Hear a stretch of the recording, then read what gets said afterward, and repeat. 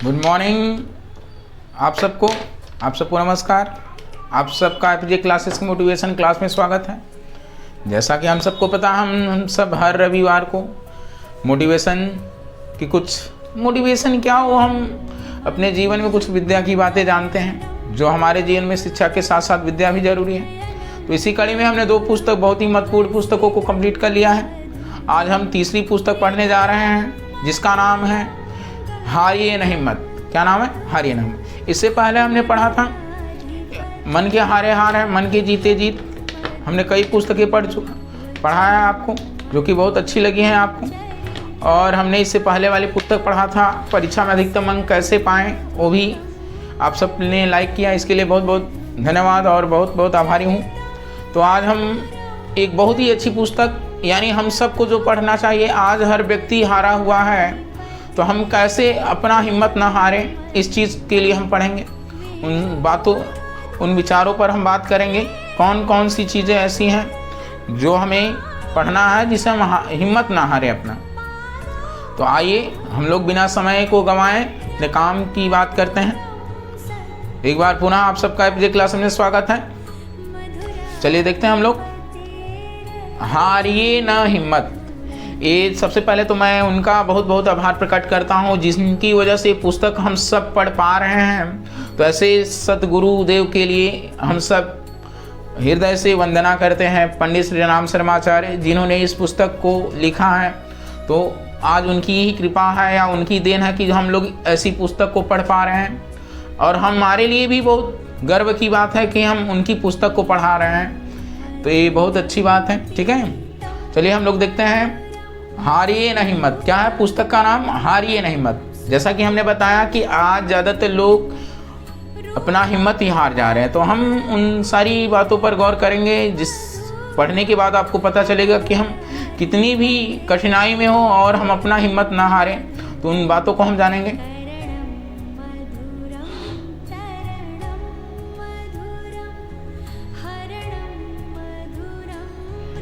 हारिए न हिम्मत। अब देखिए, लेखक पंडित श्री राम शर्माचार्य हैं। वेद माता गायत्री ट्रस्ट द्वारा ये है पुस्तक, ठीक है ना। गायत्री नगर, श्री रामपुरम, शांति कुंज, हरिद्वार। तो ये तो हो गई पुस्तक के बारे में बात। आगे अब हम देखते हैं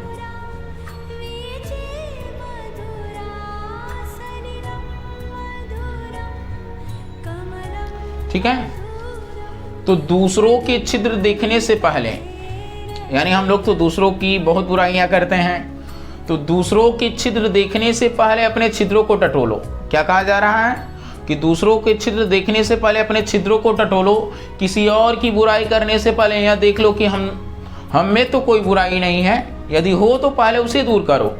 दूसरों की निंदा करने में जितना समय देते हो उतना समय अपने आत्मोत्कर्ष में लगाओ। यानी हम जितना दूसरों की निंदा करने में समय लगाते हैं उतना अपने आत्मोन्नति में लगाना चाहिए, अपने उत्कर्ष में। तब स्वयं इससे सहमत होगे कि पर निंदा से बढ़ने वाले द्वेष को त्याग कर परमानंद की प्राप्ति की ओर हम क्या कर रहे हैं? बढ़ रहे हैं। यानी परम जो आनंद है, तो हम परम आनंद तभी होगा जब हम दूसरों को नहीं बल्कि खुद को आत्मोत्कर्ष में लगाएंगे अपने समय को। ठीक है, आगे संसार को जीतने की इच्छा करने वाले मनुष्यों, पहले अपने को जीतने की चेष्टा करो। यानी आज संसार को लोग जीतना चाह रहे हैं, पहले तो अपने को तो जीतो, यानी अपने मन को जीतो, है नहीं। तो संसार को जीतने वालों, है नहीं, जीतने की इच्छा रखने वालों, पहले मनुष्यों अपने को जीतने की चेष्टा करो। यदि तुम ऐसा कर सके तो एक दिन तुम्हारा विश्व विजेता बनने का स्वप्न पूरा होकर रहेगा। यदि तुम अपने आप को ही नहीं जीत पाए तो ये जो तुम्हारा विश्व विजेता बनने का लक्ष्य है कभी पूरा नहीं होगा। तुम अपने जितेंद्रीय रूप से संसार के सब प्राणियों को अपने संकेत पर चला सकोगे। संसार का कोई भी जीव तुम्हारा विरोधी नहीं रहेगा। ऐसा तब होगा, हमारा संसार का कोई विरोधी नहीं रहेगा, ऐसा तब होगा जब हम अपने आप को क्या करें? जीतेंगे। ठीक है, तो हम संसार को जीतने से पहले खुद को जीत लें तो ज़्यादा बढ़िया रहेगा। ठीक है, वरना ये कभी ये सपना सफल नहीं होगा, स्वप्न ही रह जाएगा। आगे बहुत ही महत्वपूर्ण बात है। आजकल लोग आध्यात्मिक चिंतन को अनिवार्य नहीं मानते हैं। किस चिंतन को अनिवार्य नहीं? आध्यात्मिक चिंतन को अनिवार्य नहीं मानते हैं। तो आध्यात्मिक चिंतन अनिवार्य है। यदि हम आध्यात्मिक चिंतन नहीं कर रहे हैं तो कहीं ना कहीं ये गलत है। जो लोग आध्यात्मिक चिंतन से विमुख होकर, यानी जो लोग आध्यात्मिक चिंतन से विमुख होकर केवल लोकोपकारी कार्य में लगे, यानी लोक के कार्य में लगे रहते हैं, वे अपनी ही सफलता अथवा सद्गुणों पर मोहित हो जाते हैं। वे अपने आप को लोक सेवक के रूप में देखने लगते हैं।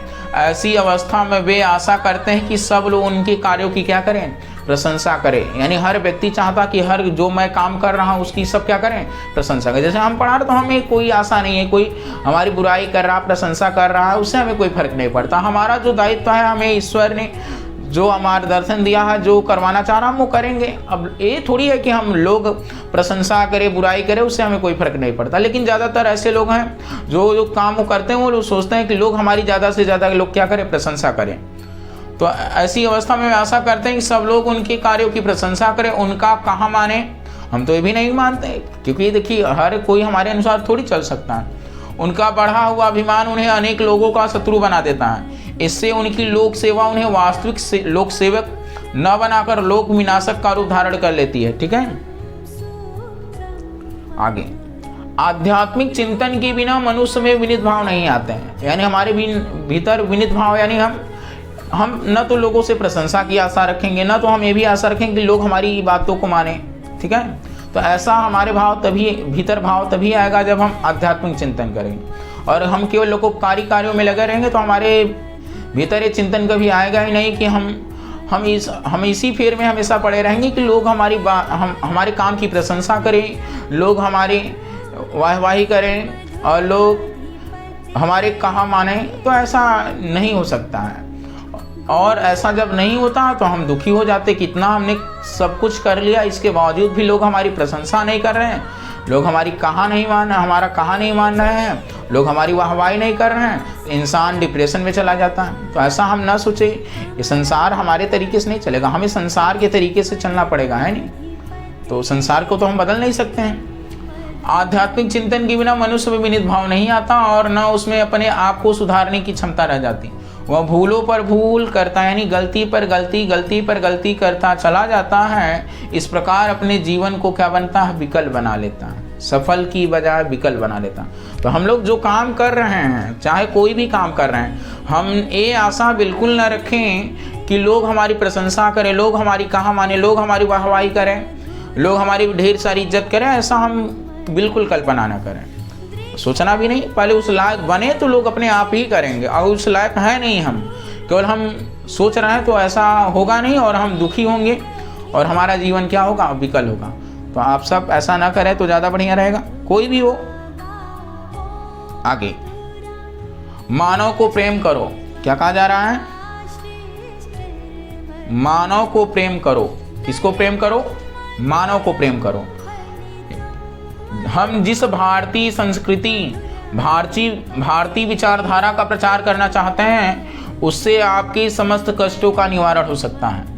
राजनीतिक शक्ति द्वारा आपके अधिकारों की रक्षा हो सकती है, पर जिस स्थान से हमारे सुख दुख की उत्पत्ति होती है उसका नियंत्रण राजनीतिक शक्ति नहीं कर सकती। यह कार्य आध्यात्मिक उन्नति से ही संपन्न हो सकता है। ठीक है ना? तो हर काम राजनीति से संभव नहीं है। आगे मनुष्य को मनुष्य बनाने की वास्तविक शक्ति भारतीय संस्कृति में ही है। यानी मनुष्य को वास्तविक मनुष्य बनाने की जो शक्ति है वो भारतीय संस्कृति में ही है। यह संस्कृति हमें सिखाती है कि मनुष्य मनुष्य से प्रेम करने को पैदा हुआ, न कि दुश्मन बने, लड़ने मरने को रही। अगर हमारे सभी कार्यक्रम ठीक ढंग से चलते रहें तो भारतीय संस्कृति का सूर्योदय क्या होगा? अवश्य होगा। तो कितनी अच्छी अच्छी बातें बताई जा रही हैं। इन सब बातों को हम अपने जीवन में धारण करें। और मैं आपको किसी क्लास में आपको शिक्षा और विद्या में अंतर बताऊंगा। जो लोग ये मानते हैं कि हमने तो बहुत किताबी ज्ञान ग्रहण कर लिया, हाँ बहुत डिग्रियां हासिल कर ली तो हम जीवन में बहुत कुछ कर लेंगे, आप कुछ नहीं कर पाएंगे। आपके भीतर जब तक विद्या नहीं आएगा आपको, ठीक है ना, तो आप कुछ शिक्षा के साथ साथ विद्या की बातें भी जानिए। हम तो अपने गुरु का काम कर ही रहे हैं और हम जो कर लेंगे साथ बड़े डिग्री धारक भी नहीं कर पाएंगे, तो इसकी हम बड़प्पन की बात नहीं कर रहे हैं, लेकिन जो हम कर लेंगे ये गुरु की कृपा हम कर रहे हैं। गुरु पर मुझे अपने गर्व है कि वो मुझसे करा सकता है। लेकिन आप सब भी, हम तो शिक्षा के साथ साथ विद्या दोनों ग्रहण करते हैं, आप सब भी जरूर करें। और ये जो मैं बता रहा हूँ ये विद्या की बातें हैं, ठीक है ना। आप इनको जान करके जीवन आप अपनी आत्मा में आनंद भर सकते हैं, ठीक है। तो भारतीय संस्कृति का सूर्योदय होगा, ठीक है। आगे अगला,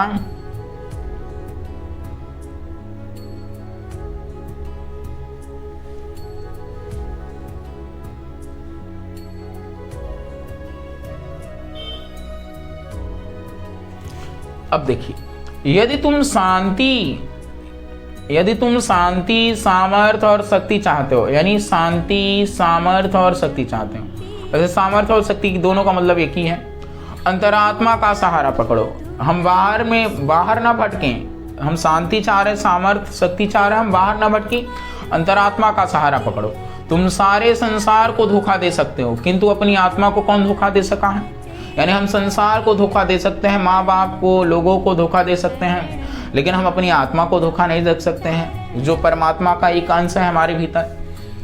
यदि प्रत्येक कार्य में आप अंतरात्मा की सम्मति प्राप्त कर लिया करेंगे तो विवेक पथ नष्ट न होगा। दुनिया भर का विरोध करने पर भी यदि आप अपनी अंतरात्मा का पालन कर सके तो कोई आपको सफलता प्राप्त करने से नहीं रोक सकता, ठीक है। जब कोई मनुष्य अपने आप को अद्वितीय शक्ति समझने लगता है और अपने आप को चरित्र में सबसे श्रेष्ठ मानने लगता है, तब उसका आध्यात्मिक क्या हो जाता है, पतन। तो हमें अपने आप को श्रेष्ठ भी नहीं समझना है और अपने आप को चरित्र में भी सबसे श्रेष्ठ नहीं मानना है, ठीक है ना। और अद्वितीय यानी अनोखा भी नहीं मानना है, ठीक है ना। ठीक है, हर कोई अपने आप में कुछ न कुछ अवश्य खास लेकर आता है, लेकिन एकदम भगवान से भी ज़्यादा श्रेष्ठ अपने आप को नहीं मानना। तो हम बताएं, हम तो अपनी अंतरात्मा की आवाज़ का पालन करते हैं, क्योंकि ये मैं जो काम कर रहा हूँ आज के युवा लोगों की बस की बात नहीं, क्योंकि घर वाले भी मना करेंगे, ये फालतू का कर रहे हो, तो फ्री में पैसा नहीं मिलेगा, क्या कर रहे हो। लेकिन मैं अपनी अंतरात्मा की आवाज़ का पालन कर रहा हूँ। मेरी अंतरात्मा कहती है सेवा काम। सेवा का मतलब लोगों को जो अंधकार है उनके भीतर प्रकाश भरना का काम हम कर रहे हैं और करते रहेंगे। तो अगर मान लीजिए कोई नौकरी भी करेगा तो ये सब काम नहीं, लेकिन हमने पथ त्याग दिया है, अब हमें काम यही करना है। क्या हुआ? हाँ अभी चलेंगे, आ रहे हैं ना, अभी आ रहे हैं, चलो ठीक है। तो ये मैंने अब मुझे नौकरी की भी ज़्यादा लालच नहीं है, क्योंकि मैं लगता है नौकरी से ज़्यादा बड़ा काम कर लूँगा, ठीक है। मेरा गुरु सामर्थ्यवान है इतना कि अब मुझे किसी और बाकी लोगों की ज़रूरत नहीं है, ठीक है। तो इसलिए मैंने ये पद चुना है, वरना आज के ज़्यादातर लोग तो सरकारी नौकरी के पीछे जैसे मरे टूटे हुए हैं। तो ऐसी भी बात नहीं है कि नौकरी ही जीवन में सब कुछ है, नौकरी के अलावा भी बहुत कुछ है। तो हम अपनी अंतरात्मा की आवाज़ का पालन करें और जिस काम में हमें आनंद आए वही काम चुनें, न कि किसी के दबाव में आकर करें, बल्कि हम अपनी अंतरात्मा की आवाज़ सुने और अपने गुरु की बात माने, अगर आपके स्पिरिचुअल गुरु हो तो, ठीक है। चलिए आगे हम लोग बढ़ते हैं।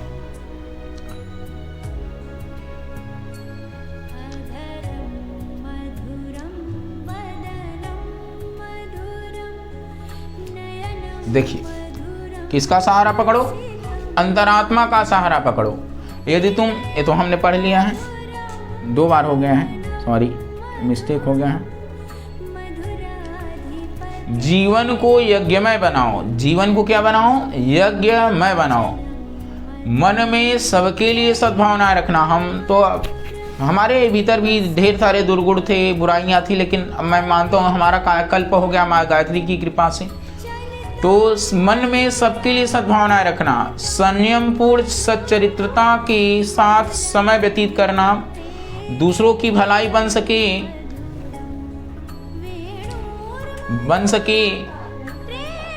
ठीक है ना, उसके लिए प्रयत्नशील रहना, वाणी को केवल सत्प्रयोजनों के लिए ही बोलना, न्यायपूर्ण कमाई पर ही गुजारा करना, भगवान का स्मरण करते रहना, अपने कर्तव्य पथ पर आरूढ़ रहना, अनुकूल प्रतिकूल परिस्थितियों में विचलित न होना, यही है नियम, यही है यज्ञमय नियम, जिनका पालन करने से जीवन यज्ञमय बन जाता है। मनुष्य जीवन को सफल बना लेना ही सच्ची दूरदर्शिता और बुद्धिमत्ता है। आज ये लोगों की बुद्धिमत्ता और दूरदर्शिता खत्म हो चुकी है। जब तक हम अहंकार की भावना हमारे भीतर रहेगी हमें, तब तक त्याग की भावना का उदय होना क्या है, कठिन है।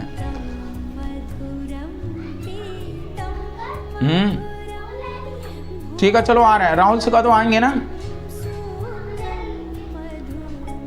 छोटे, राहुल से कह देना आएंगे ना अभी। राहुल रुकेंगे, कहा तो आ रहे हैं ना अभी। आगे देखते हैं। हंसते रहो मुस्कुराते रहो, क्या कहा जा रहा है? हंसते रहो मुस्कुराते रहो, उठो जागो रुको मत। जैसा कि स्वामी विवेकानंद कहा, जब तक लक्ष्य की प्राप्ति न हो जाए, तो उठो जागो रुको मत जब तक कि लक्ष्य न प्राप्त हो जाए। कोई दूसरा हमारे प्रति बुराई करे या निंदा करे, यानी हमारी कोई बुराई कर रहा है या निंदा कर रहा है, उद्वेगजनक बातें कहे तो उसको सहन करे और उससे उत्तर न दे, वैर आगे नहीं बढ़ता। यानी अगर हमारी कोई बुराई कर रहा हो, उद्वेगजनक बातें कर रहा, तो हम उसका उत्तर नहीं दे रहे हैं, तो इससे जो वैर है वो आगे नहीं बढ़ता। अपने ही मन में कह लेना चाहिए कि सबसे अच्छा उत्तर है मौन, तो हमें मौन रहना चाहिए, कुछ बोले ही ना। अपने कर्तव्य कार्य में जुटा रहता है और दूसरों के अवगुणों की खोज में नहीं रहता, उसे आंतरिक प्रसन्नता रहती। जीवन में उतार चढ़ाव आते ही रहते हैं, यानी हम सबके जीवन में उतार चढ़ाव रहते हैं। हंसते रहो मुस्कुराते रहो, तो कितना भी उतार चढ़ाव आए, हम जीवन में हंसते रहें मुस्कुराते रहें, ठीक है ना। और देखिए कहा जा रहा है जीवन में वो उतार चढ़ाव आते ही रहते हैं। हंसते रहो मुस्कुराते रहो। ऐसा मुख किस काम का जो हंसे नहीं मुस्कुराए नहीं। जो व्यक्ति अपनी मानसिक शक्ति स्थिर रखना चाहते हैं, उनको दूसरों की आलोचनाओं से चिढ़ना नहीं। अगर कोई हमारी बुराई कर रहा है तो हम चिढ़े ना। आजकल ज़्यादातर लोग कोई अगर प्रशंसा करे तो फूल जाएंगे, अगर बुराई कर दिए तो चिढ़ जाते हैं। तो ऐसा ना करें, हंसते रहें मुस्कुराते रहें, प्रसन्न रहें, ठीक है। आगे, अपनी शक्ति भर कार्य करो। तुम्हें यह सीखना होगा कि संसार में कुछ कठिनाइयां हैं जो तुम्हें सहन करनी है। वे पूर्व के कर्मों के फलस्वरूप तुम्हें अजय प्रतीत होती हैं, यानी ऐसा लगता है ये नहीं हो पाएगा।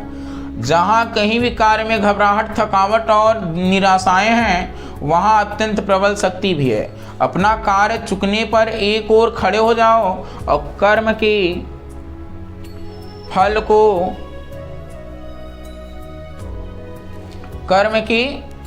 को समय की धारा में प्रवाहित हो जाने दो। अपनी शक्ति भर कार्य करो, तब अपना आत्मसमर्पण करो। किन्हीं भी घटनाओं में हतोत्साहित न हो। तुम्हारा अपने ही कर्मों पर अधिकार हो सकता है, दूसरों के कर्मों पर नहीं। आलोचना न करो, किसी की बुराई न करो, आशा न करो, किसी से हम ज़्यादा उम्मीद न रखें, भय न करो, यानी डरो ना। सब अच्छा होगा, अनुभव आता है और जाता है। खिन्न न हो, तुम दृढ़ भित्ति पर क्या हो, खड़े हुए हो।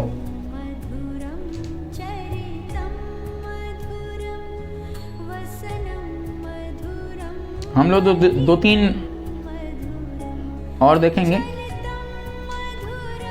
आगे।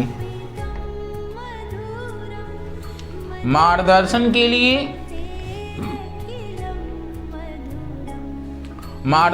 लिए अपनी ही ओर देखो। साक्षात्कार संपन्न पुरुष न तो दूसरों को दोष लगाता है और न अपने को अधिक शक्तिमान वस्तुओं से आच्छादित होने के कारण स्थितियों की अवहेलना करता है। अहंकार से उतना ही सावधान रहो जितना कि एक पागल कुत्ते से। तो अहंकार हमें अपने भीतर नहीं पालना किसी भी चीज का। जैसे विष या विषधर सर्प को नहीं छूते, उसी प्रकार सिद्धियों से अलग रहो और उन लोगों से भी जो इनका प्रतिवाद करते हैं। अपने मन और हृदय की संपूर्ण क्रियाओं को ईश्वर की ओर संचारित करो। दूसरों का विश्वास तुम्हें अधिकाधिक असहाय और दुखी बनाएगा। मार्गदर्शन के लिए अपनी ही ओर देखो, दूसरों की ओर नहीं। तुम्हारी सत्यता तुम्हें दृढ़ बनाएगी, तुम्हारी दृढ़ता तुम्हें क्या करेगी, लक्ष्य तक ले जाएगी। तो हमें डिटरमाइंड रहना है अपने गोल के प्रति।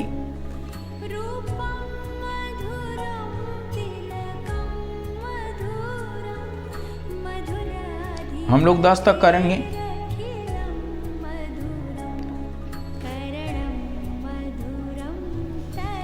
अपने आप की समालोचना करो। जो कुछ हो, यानी जो कुछ हम हैं, जो कुछ हो होने दो। तुम्हारे बारे में जो कहा जाए उसे कहने दो।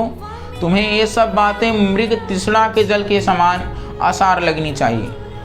मृग तृष्णा आप लोग जानते होंगे। यदि तुम संसार का सच्चा त्याग किया है तो इन बातों से तुम्हें कैसे कष्ट पहुंच सकता है। अपने आप की समालोचना में कुछ भी कर मत रखना, तभी वास्तविक उन्नति होगी। प्रत्येक क्षण और अवसर का लाभ उठाओ। मार्ग लंबा है, समय वेग से निकला जा रहा है। अपने संपूर्ण आत्मबल के साथ कार्य में लग जाओ, लक्ष्य तक पहुंचोगे। किसी बात के लिए भी अपने को क्षुब्ध न करो। मनुष्य में नहीं, ईश्वर में विश्वास करो। तो हमें लोगों में नहीं, ईश्वर में विश्वास करें। वह तुम्हें रास्ता दिखाएगा और सन्मार्ग क्या करेगा, सुझाएगा। ठीक है। किसी दिन हम अपनी बायोग्राफी भी लाएंगे। इसलिए नहीं लाएंगे कि आप लोग हमारे ऊपर दया दृष्टि रखें, बस इसलिए लाएंगे क्योंकि हमारे जैसे परिस्थिति में भी जन्म लेने वाला बहुत कुछ कर सकता है। ठीक है। अपने आप की समालोचना करो, ये भी हो गया। आगे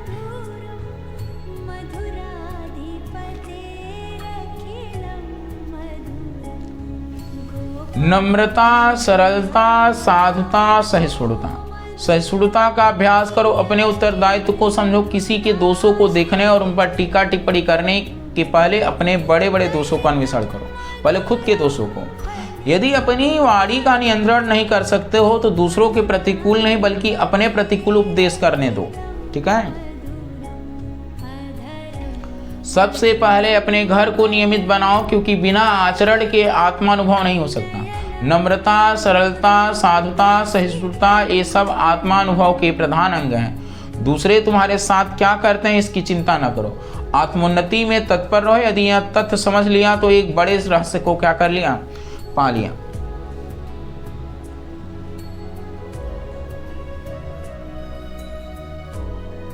आगे हम कौन से धन को ढूंढे? आगे है अंतःकरण के धन को ढूंढे। तुम्हें अपने मन को सदा कार्य में लगाए रखना होगा, यानी हमें बेकार में नहीं, बेकार में ना रहने दो। जीवन को गंभीरता के साथ बिताओ, मजाक में नहीं। तुम्हारे सामने आत्मोन्नति का महान कार्य और पास में समय थोड़ा है। हमारे पास समय थोड़ा है। यदि अपने को असावधानी के साथ भटकने दोगे तो तुम्हें शोक करना होगा और इससे भी बुरी स्थिति को प्राप्त होगे। धैर्य और आशा रखो तो शीघ्र ही जीवन की समस्त स्थिति का सामना करने की योग्यता तुम में आ जाएगी।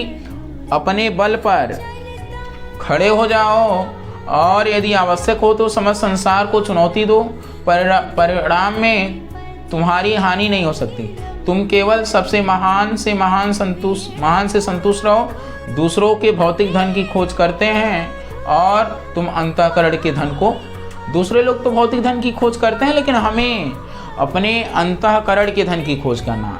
हमारा तो असली धन हमारे अंतःकरण में है। बाहर में जो लोग गाड़ी बंगले के चक्कर में दिन रात हैरान परेशान है 24 घंटे, उनको असली आनंद कभी आ ही नहीं सकता। आनंद शरीर से, वस्तुओं से संबंधित नहीं, आनंद आत्मा से संबंधित है।